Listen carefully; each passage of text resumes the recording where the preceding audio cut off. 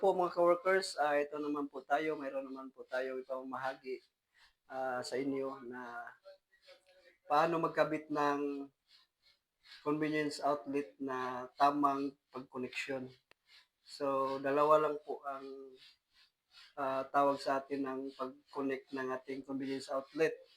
So, mayroon tinatawag natin na octopus connection at saka yung parallel connection.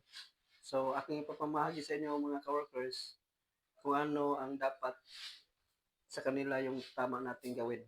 So, sa hindi pa tayo magpatuloy mga coworkers, magpapasalamat po ako sa mga nag-subscribe at nag-follow sa aking YouTube channel. Salamat po sa inyo. Shout out po sa inyo mga coworkers. So, salamat sa iyong suporta sa akin. So, ito na po mga coworkers, aking papakita sa inyo kung paano ang pag-connect. So, ito yun po mga coworkers. Ito yung ating connection ng ating convenience outlet. So, kita nyo naman po mga coworkers, ito yung mga wire, yung galing sa ating circuit breaker na 20 amperes ng ating convenience outlet. Ayan, kita nyo naman po mga coworkers, siya lang po ang nakakunik at hindi po tayo kumuha dito ng wire para sa ating kabilang naman natin ng outlet. So, ayan po mga coworkers. Dapat ganito yung pag-install po mga coworkers. Ayan. So, itong wire,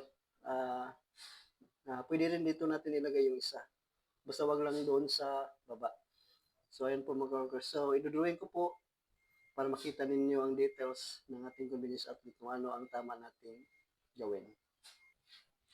So, ito mga coworkers, ito yung nakita nyo ito. Ito yung ating convenience outlet. So, ito yung tinatawag na octopus connection. So, hindi ako gumamit na ganitong pag-connect. So, dapat kanya-kanya sila kukuha ng power doon sa ating circuit breaker. So, dapat ito coworkers, wala ito. Wala ito. So, ito lang ang kukonek sa ating circuit breaker na 20 amperes. At ito naman po, ito rin po ang kukonek sa ating circuit breaker. So, kanya-kanya sila po kukuha ng power sa ating circuit breaker. So, ito.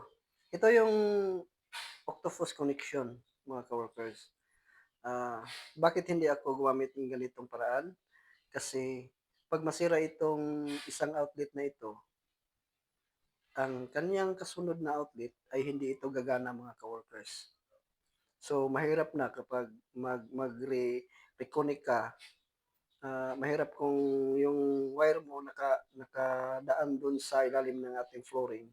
So, mahirap mga coworkers pagpasok dyan. So, dapat hindi ganito mga coworkers. So, ito kung masira ito, hindi ito gagana yung kanyang kasunod na outlet. Ang gagana lang, ito yung nauna sa kanya. How about kung ito yung masira?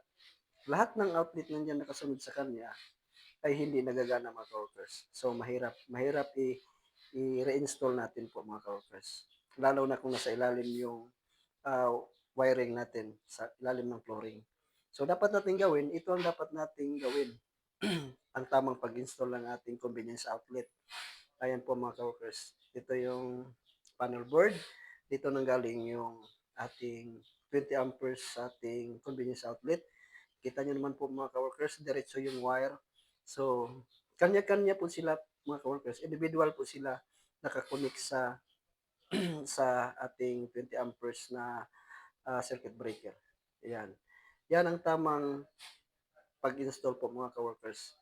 Safe po ito mga coworkers. So, kung masira itong outlet na ito, itong kasunod niya ay gagana po ito mga coworkers kasi kanya-kanya silang kukuha ng power. So, ayan po mga coworkers. So, salamat po mga coworkers sa inyong walang sawang pagsuporta o papanood sa aking YouTube channel po mga coworkers. Salamat po. Sana po gabayan po kayo ng ating buhay na Panginoon sa ating pamumuhay po mga coworkers. Thank you. God bless po. Thank you for watching. Hanggang sa muli naman natin ng video. God bless.